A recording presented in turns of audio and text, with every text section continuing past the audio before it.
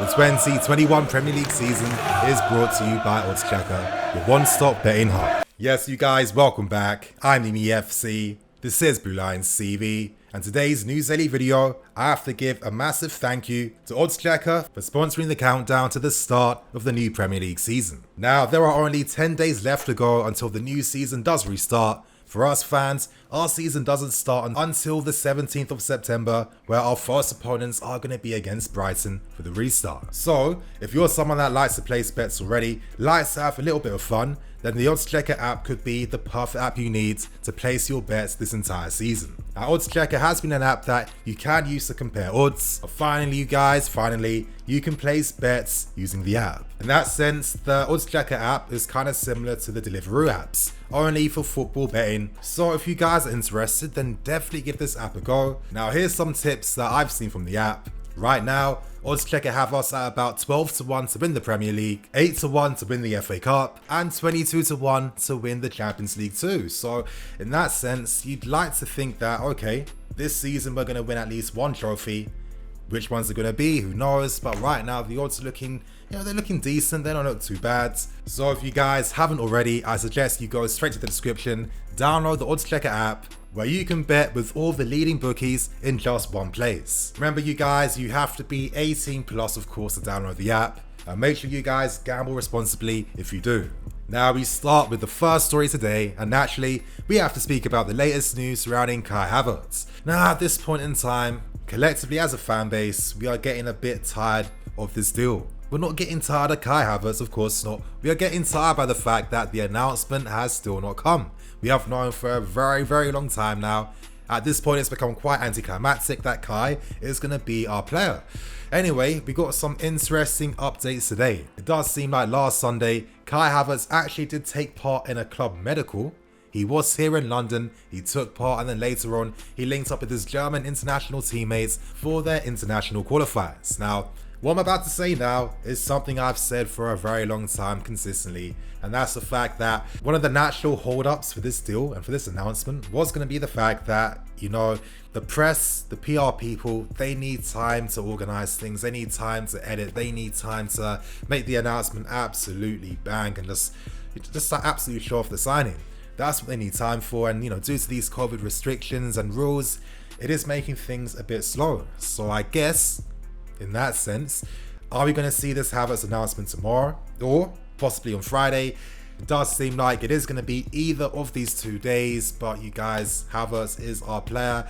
I am looking forward to seeing what the club are going to propose. I'm looking forward to seeing how they're going to just gas this announcement. It has to be big. They have to absolutely blow out of the park.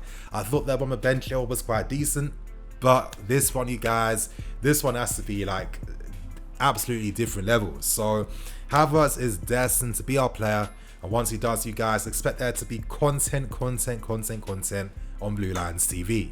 We move on to the next story, and this is centered around Mendy from Rennes. Now some news came out this evening, and it states that Rennes want at least 30 million if they're even going to consider letting Mendy go.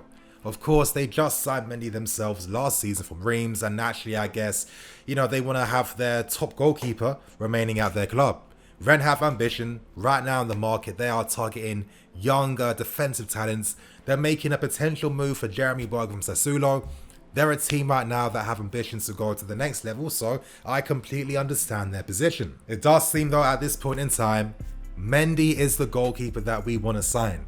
Mendy is that guy. Lampard wants him, and as I've been alluding to for a while now, it's quite obvious that Lampard is strongly taking on board the recommendations, the expertise and the knowledge from people that know the goalkeeper positions and your knowledge, Sean's, so it makes an absolute ton of sense. Mendy is literally like 6'4", 6'5", 20 years old, experience, in his prime. He handles things for fun in the air, you guys. He is like a basketball player in that sense. His handling, absolutely unreal. He gets down to the floor very quickly. He has those attributes that I definitely feel makes him someone good enough to play at our level.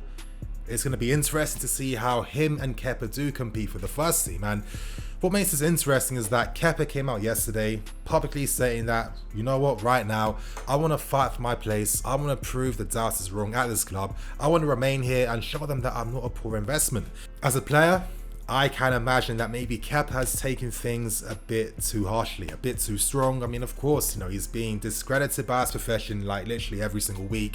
The stats aren't really helping him right now. He's known for a while that Lampard, his manager, hasn't rated him as much either. So of course, all he can do right now that he's back in that corner, is come out fighting, fight for his pride, fight for himself as a player, and try to make something happen. Because even though we spent an absolutely ridiculous amount of money to sign him in the first place, I think there was a reason why the club decided that, you know what, he could be worth that gamble.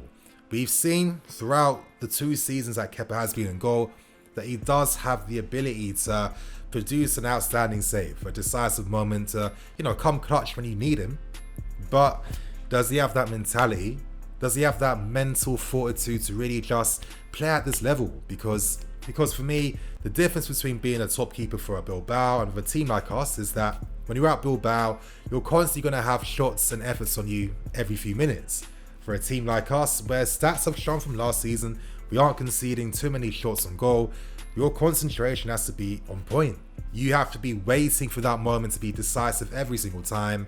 And I do feel like maybe when Kepa has too much time to think, when he isn't being purely reactive, then you don't really tend to see the best that he can bring. I've said it for a very long time, but due to the amount of money that Kepa costs and just, understanding very early on that clubs weren't going to spend a ton of money to, make big bids to sign Kepa, it was natural that Kepa was going to remain here and we had to sign a competition goalkeeper. I think Mendy has an amazing opportunity right now. I guess his only stumbling block is that Rennes do come down and lower the price. What could be interesting is our involvement in Jeremy Boga, our investment we have in Tomori, because links did show before that Rennes are a team that considered signing Tomori on loan for their season. They are a team on the rise. They have an amazing talent in Camavinga.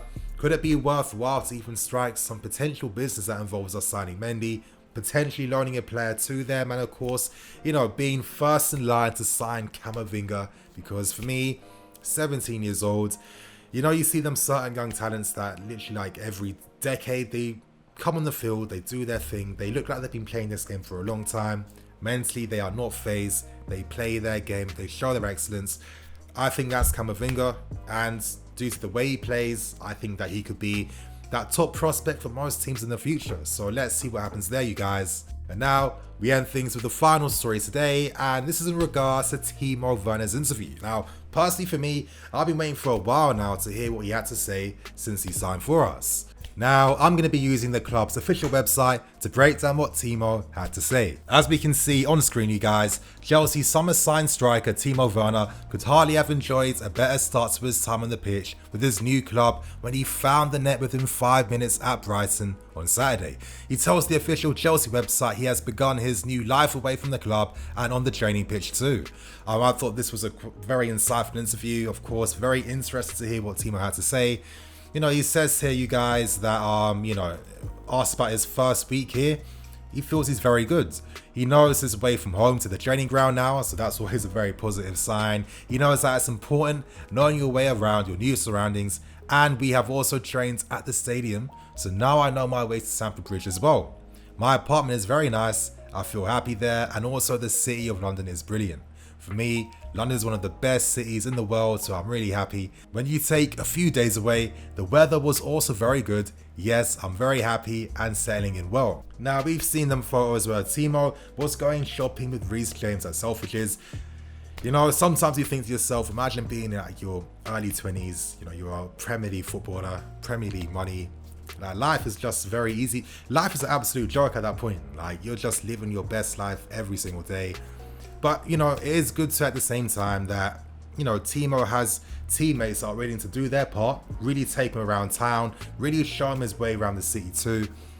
I think that's just signifying the great team spirit that the club are currently building right now. But, Timo is settling very nice in London. He says here, when I first came to England, it was hard to understand everyone's English, he admits, because I haven't had to speak this language since my school days. It's not been as hard as I expected though. Everyone has helped me settle in. People have spoken very slowly so I can understand, and right now I feel very happy. I can understand everything and communicate in English. Now at this point it was obvious that Timo, he was going to shout at his boy Antonio Rudiger. Here's what Timo had to say. Having someone who can speak German always helps, and also Kova can speak German too, so he's helped me settle in. They have helped me around the training ground, but also in explaining to me where it's good to go for dinner, where it's good to live, things like this. I didn't know London very well, I'd only visited a few times, so it was really important to have two guys like this to help me settle in. Werner has been in London since July, and it's great to hear how he's settling down in the city, how he's exploring the city, trying to get a feel of things, trying to fully and properly integrate himself in his new environment. I get the vibe that he's quite popular with his new teammates already. Of course, we saw them celebrations with him and Hudson-Odoi, and as Werner says to end the interview, he's enjoyed working alongside Frank Lampard, he's enjoyed working in the tactics. Right now, it's about going to the next level. We now have to battle against teams like Liverpool's and your Man City's. We are a big club, and I think we can get to that level. We've worked a lot on tactics and fitness to get ready for the start of the new Premier League season. And there you have it, you guys. That was the News Daily video for today. Remember to like, comment and subscribe. I'm Nini FC. This is Blue Lines TV. I'll catch you guys later with some more videos.